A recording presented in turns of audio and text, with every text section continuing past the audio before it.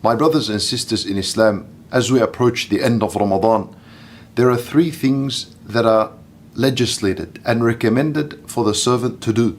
And these are matters in how we conclude our worship, and more specifically here, how we conclude our Ramadan. Number one, we conclude Ramadan with al-istighfar, seeking forgiveness from Allah subhanahu wa ta'ala. You see, the problem is that as we come to the end of Ramadan, no one would dare to say that his fasting was 100% as Allah Azza wa Jal wanted. Who would say this? And who would say that his qiyam and his taraweeh and his dua was 100% what Allah Azza wa Jal wanted from the servants? No one dares to say this. As a result, we all acknowledge that our Ramadan was full of shortcomings and faults and flaws. So as a result, at the end of this month, concluding Ramadan, we are supposed to continuously engage in al-istighfar, seeking Allah Azza wa Jal's forgiveness by saying astaghfirullah atubu ilayh, astaghfirullah atubu ilayh. And this worship of al-istighfar, it was legislated for the end of every worship. You know how we pray, and when we finish our salat, the first thing we do is astaghfirullah, astaghfirullah, astaghfirullah.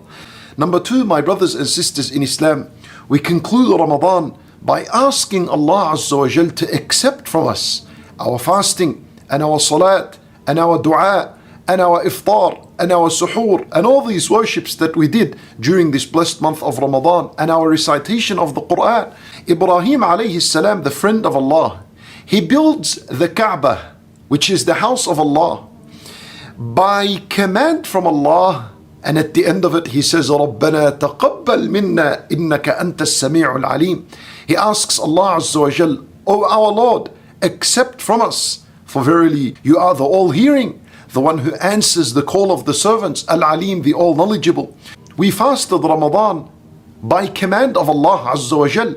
So now at the end of this month, we must humble ourselves, and we have an element of fear in our hearts that perhaps the entire month is rejected.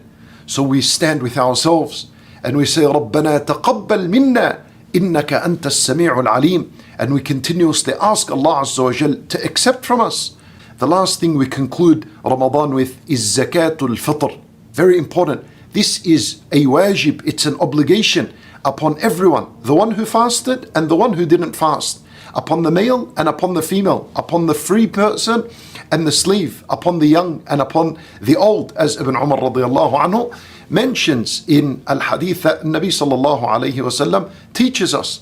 So this is zakat al-fitr, and zakat al-fitr, the best time for it to be paid would be straight after Salat al-Fajr of the day of Eid, as you're going out towards Salat al-Eid, or perhaps we could also say the night before Eid.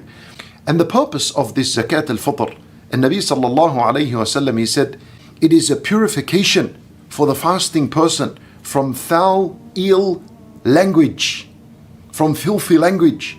You know, Ramadan, you must have spoken something wrong. You must have spoken something that is not pleasing to Allah Azza wa Jal.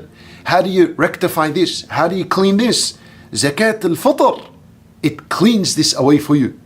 And the Nabi sallallahu alayhi wasallam said that the second wisdom for zakat al-fitr is, it is food for the poor and the needy. Because on the day of Eid, the best thing people will enjoy is food. Now it is fitr, you must break your fast. You cannot fast the day of Eid. And also the poor and the needy should join in this celebration and this joy and have something to eat. So this was the wisdom and the purpose of zakat al-fitr.